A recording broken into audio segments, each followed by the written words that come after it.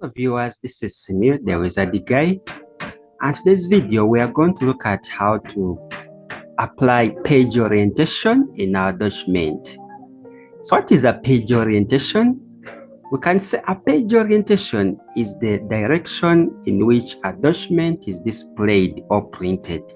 Yes, the way you are seeing my page which is being displayed here, it's in the form of what you call a portrait orientation. Basically, there are two types of page orientations: one, portrait, and landscape.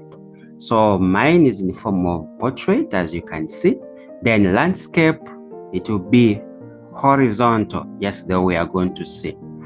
How do you apply? We shall go to layout, and layout we move to page setup. Then page setup, we shall choose orientation. Under orientation, I told you we have only two, which is portrait and landscape. So with portrait, the page is vertically aligned. Then landscape, it is horizontally aligned. So you can see when you choose portrait, it is vertically aligned. Then landscape, it is horizontally aligned, the way you are seeing here.